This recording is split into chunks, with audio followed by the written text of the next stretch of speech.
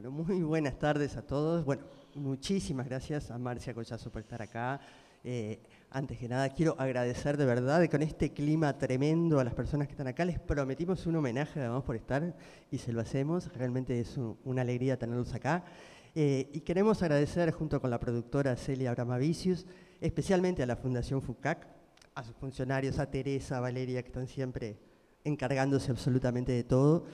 Y porque además nos parece como muy importante, ¿no? El hecho de tener esta iniciativa, de haber iniciado un ciclo de escritores, como ahora hablábamos con Marcia, que no es lo habitual de la presentación formal de un libro, sino el poder conocer a la persona que es el escritor y lo importante que es para el público, para nosotros los lectores, acceder a esa parte que no conoceríamos de otra manera.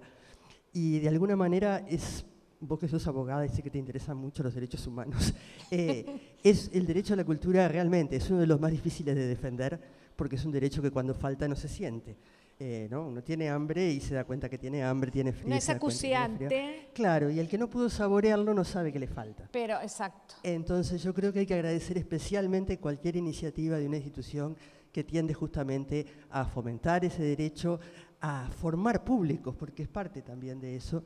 No existe sino la posibilidad de eso. Yo hoy pensaba hasta en términos prácticos, la literatura que ocupa en la comunicación de masas, etcétera, ¿no? Si uno piensa en la programación de cualquier canal televisivo, de cualquier radio, sin alguna de las bebidas, el insecticida o el detergente van a tener un lugar infinitamente mayor que los libros. Terrible, no se apuesta para nada a la cultura. Entonces, que Fundación FUCAC esté dando esta propuesta y que además agradecemos no solo a los que están acá, sino también a los que pueden estar viéndolo por FUCAC TV, que lo pueden ver en vivo o lo pueden ver en la web, y eso nos permite algo que también a mí me importa mucho y sé que a vos también te importa, y es que todo el interior pueda estar mirando. Ah, sí. Eso me parece que es algo casi un sí o sí en la importancia de todo esto, porque es absurdo que los escritores uruguayos no sean conocidos por todos los uruguayos. Que no exista esa posibilidad es realmente quitarle un derecho a todos los uruguayos. Entonces, en ese sentido, creo que doble agradecimiento por parte de nosotros ante esta posibilidad. Y bueno, esto es una charla informal, ¿no? Pero se va a filmar, se va a grabar. ¿Se está grabando? Ah, qué bien. Tú estás apareciendo ahora ante la televisión Van a para los que tengan ahora... Los héroes y las heroínas y nosotros. Y después, los que tampoco se avivaron de verlo ahora lo van a poder ver porque queda la programación de FUCAC TV, queda colgada en la web. Entonces, hoy, Marcia, lo que vamos a hacer es eso. Vamos a hacer como una charla informal porque yo quiero saber de todo.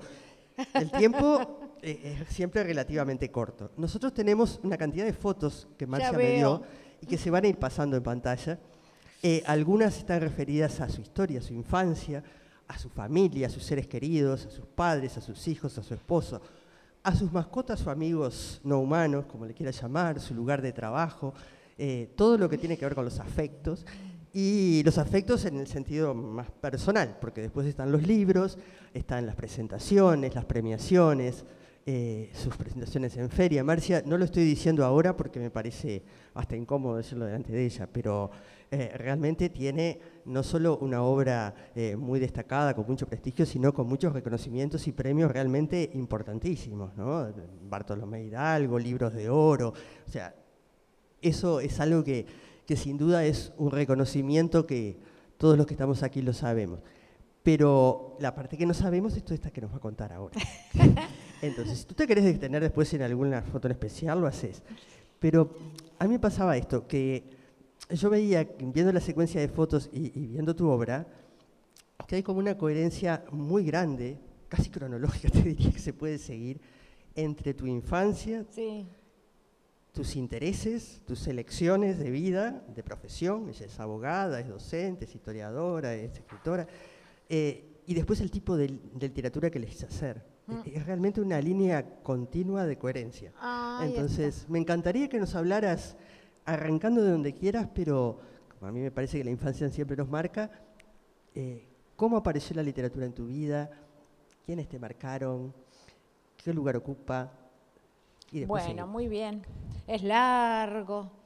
Pero bueno, distendidamente, a ver, la literatura en mi vida, bueno, siempre estuvo porque, bueno, por mis dos abuelos, Roberto de Ibáñez, Sara de Ibáñez, por mi madre, Zuleika Ibáñez.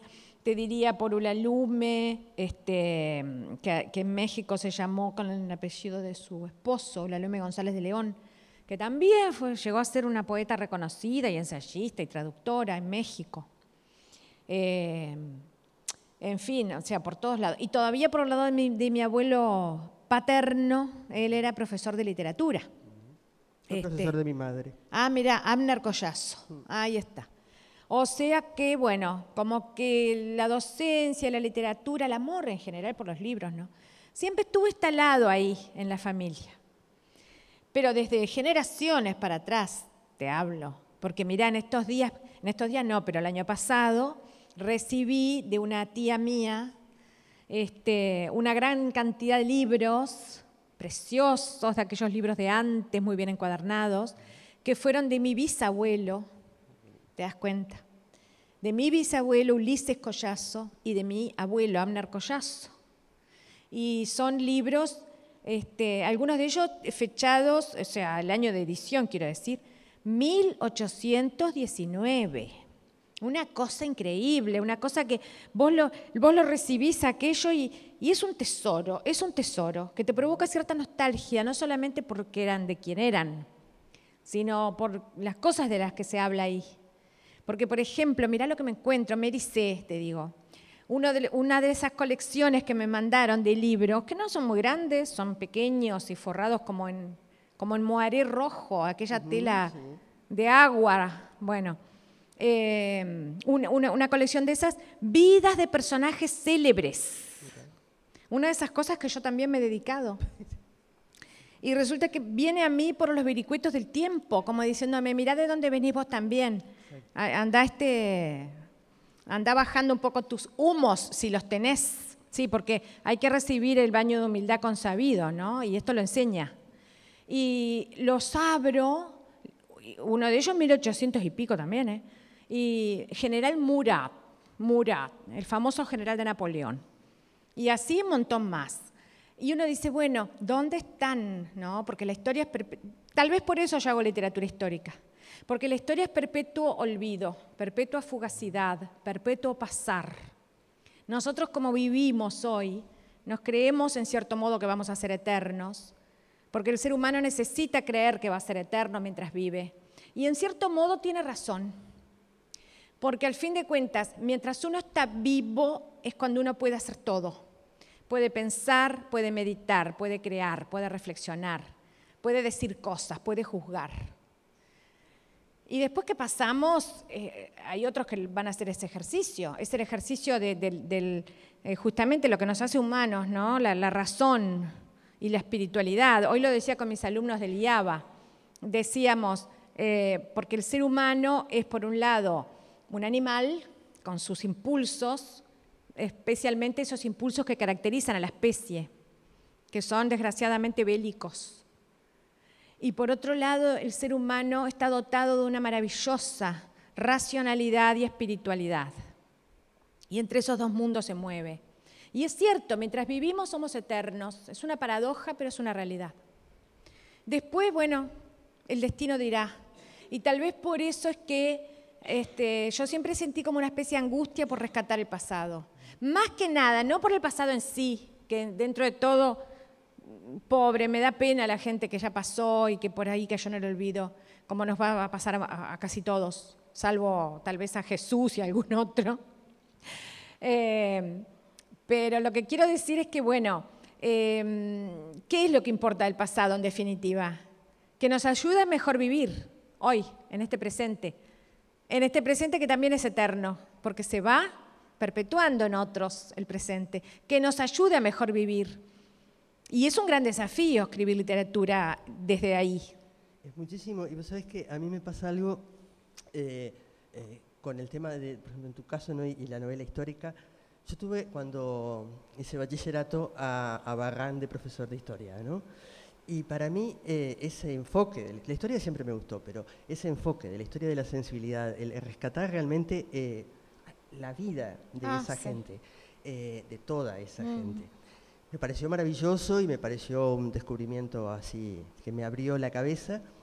Pero al mismo tiempo, y no sé si vos lo compartís, porque en ese caso, bueno, tratábamos los temas del programa, algunos uruguayos, otros de historia internacional.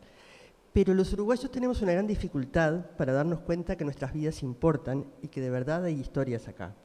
Entonces, estábamos hablando de Shakespeare y no nos cuesta nada, por suerte, ojalá no perdamos esa capacidad de ver en lo universal la importancia de lo humano.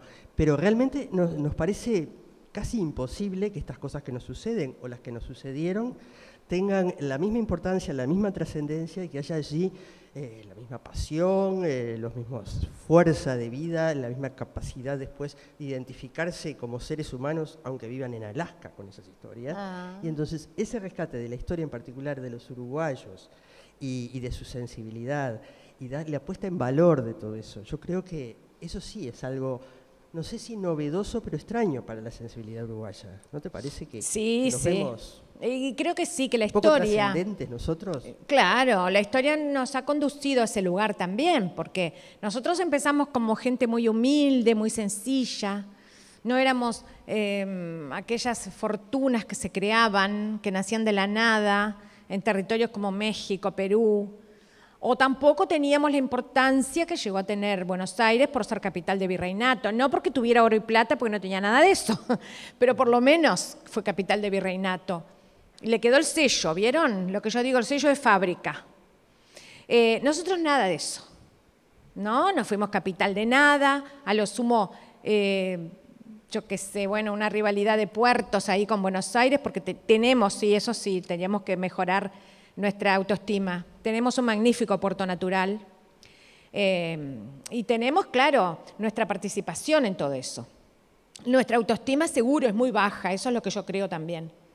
Y tendemos a olvidarnos de nosotros mismos, tendemos a interesarnos siempre mucho más en lo de afuera que en lo nuestro. Y el refrán, nadie es profeta en su tierra, en Uruguay se cumple a la perfección, porque si vos salís afuera y te va bien en algo, ya te van a mirar mejor adentro.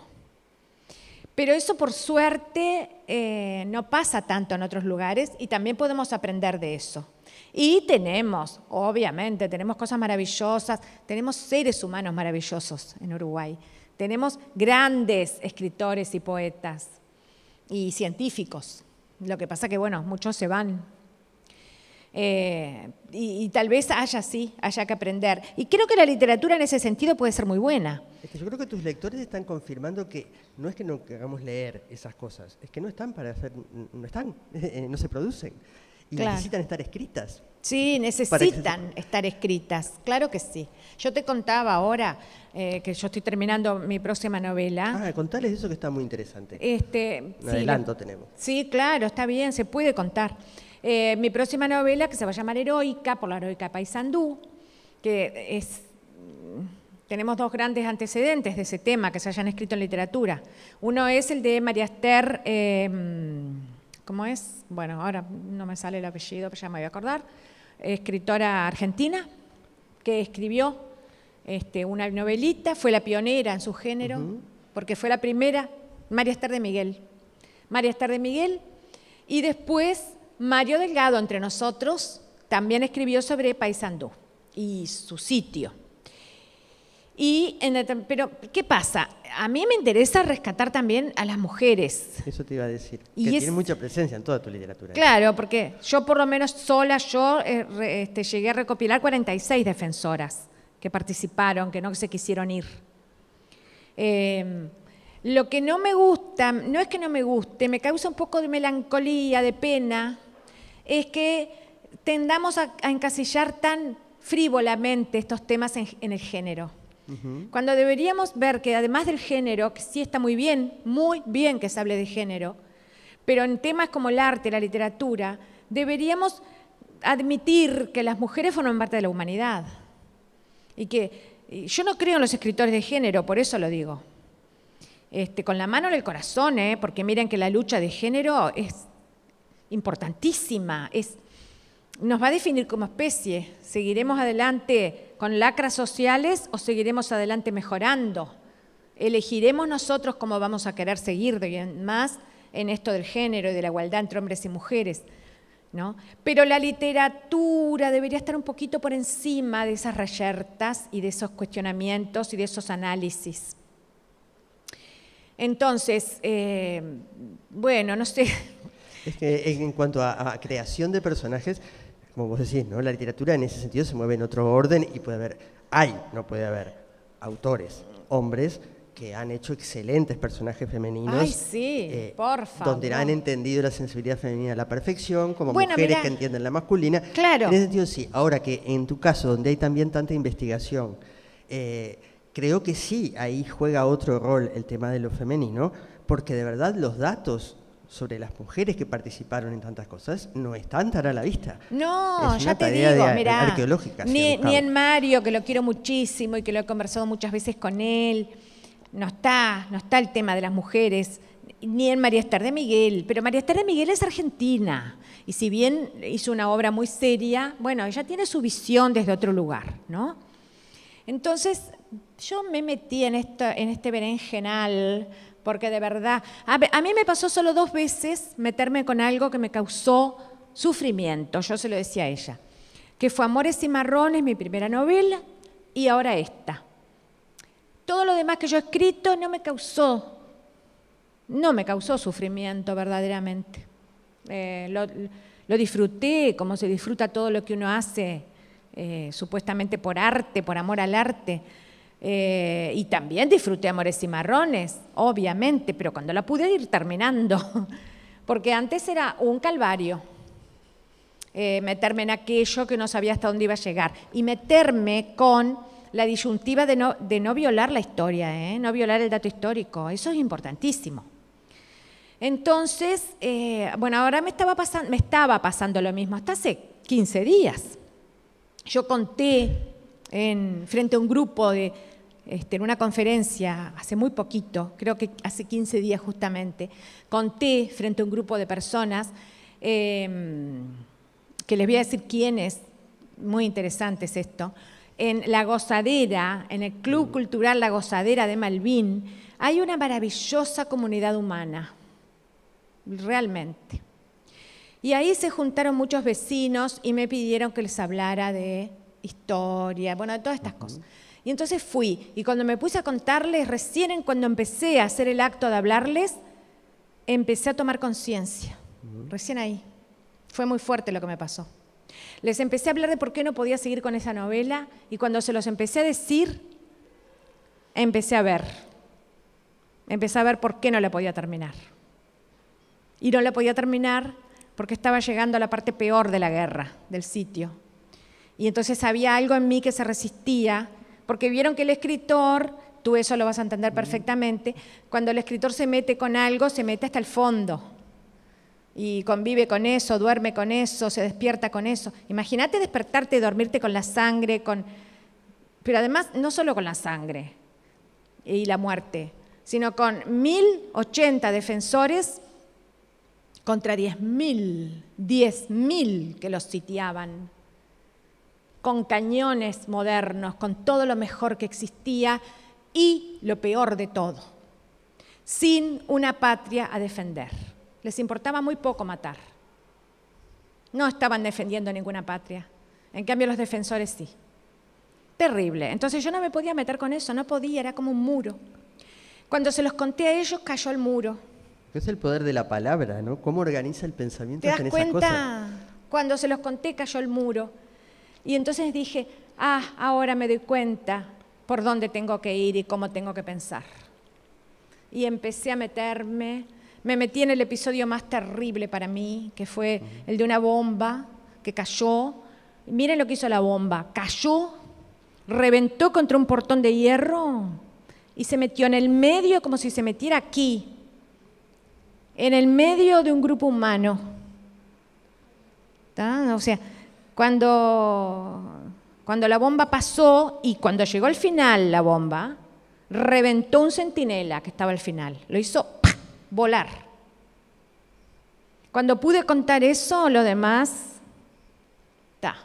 Seguí. Y hay algo que me contaste que estábamos hablando sobre este adelanto, ¿no? Que nos está dando de esto que todavía no salió, que justamente hablaste de la inclusión de algo de poesía, y era algo que yo te quería preguntar, pero ni me imaginaba que ibas a hacer eso. Te iba a preguntar porque tus primeros libros fueron de poesía, entonces quería saber qué papel seguía jugando eso en tu literatura. Voy a contar. Entonces, es una buena oportunidad para hablar de eso, creo también. Que yo le decía a ella que para mí es totalmente anacrónico lo que estoy haciendo.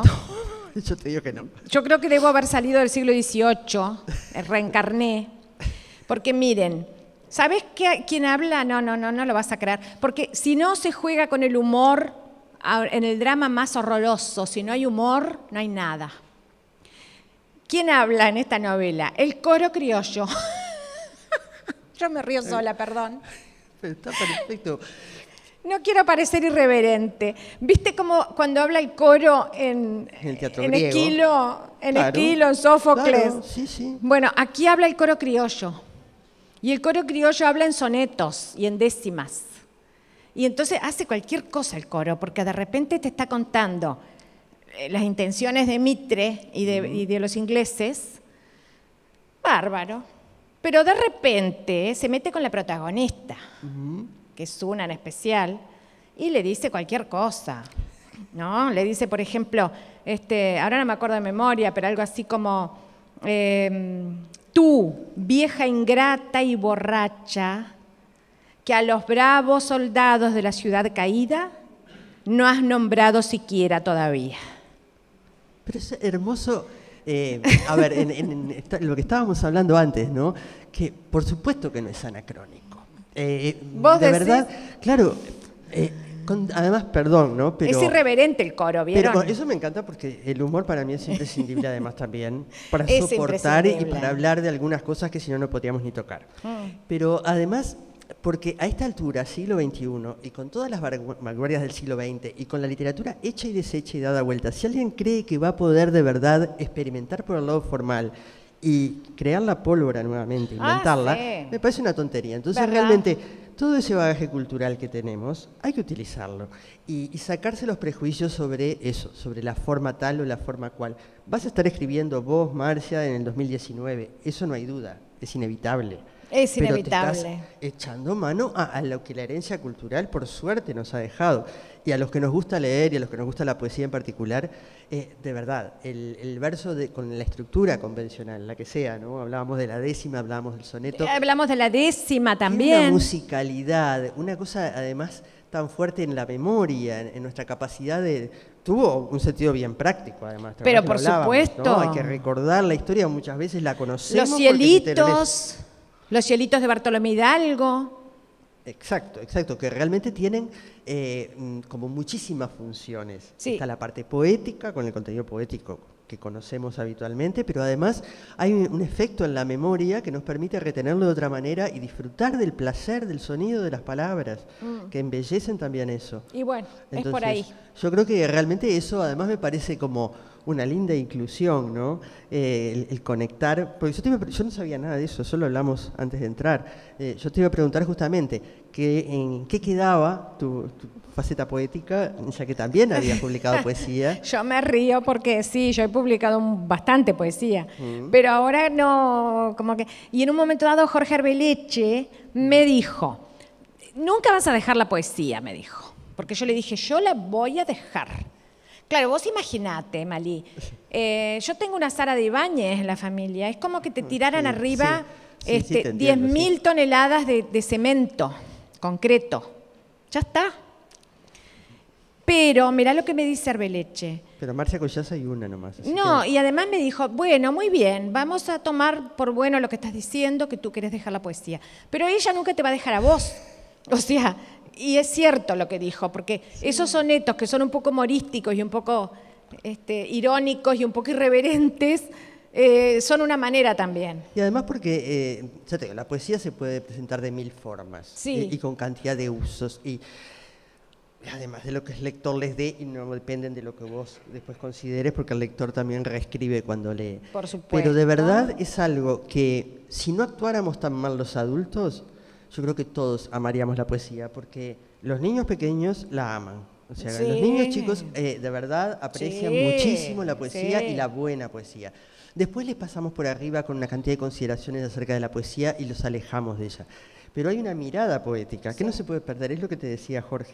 A mí es algo parecido a lo que tú me decís recién, a veces me lo ha dicho el poeta Fabio Guerra, que también cada 2 por 3 le viene el ataque de decir que no, yo ya no soy poeta porque no voy a escribir. Y eso, la poesía no te deja. Y al final, claro, no te deja y listo, ¿qué vas a hacer? Y además en esa confluencia de profesiones, ¿no? Que yo por lo menos, como te digo, le veo como mucho sentido, mucha coherencia. Está, sin duda, porque si no fueras historiadora, si no tuvieras ese rigor para la investigación, sería casi inabordable esto, ¿no? Bueno, pero es que, mirá, ahí diste en el clavo, porque yo no hubiera podido escribir, yo al menos, no sé otros, pero no hubiera podido escribir literatura histórica si no hubiera sido por ese método que me enseñaron en las clases de historia. Fíjate que yo tuve ni más ni menos que a Pibel Devoto de profesor y a María Julia Ardao. Claro. Y a Barrán y a Nahum, a los dos, por separado. Imagínate, lo primero que nos decían era de la rigurosidad del dato histórico y del método para investigar. Todavía después, como si todo eso fuera poco, tú nombraste la abogacía. Cuando uno hace una carrera universitaria cualquiera, tiene que, por fuerza, desarrollar un gran método de investigación, porque la universidad no se compone solamente de lo que sería el conocimiento de la carrera de grado, sino que se compone de la investigación y de la extensión. Eso todos lo sabemos. Por lo tanto, te enseñan. Y a mí me enseñaron de una manera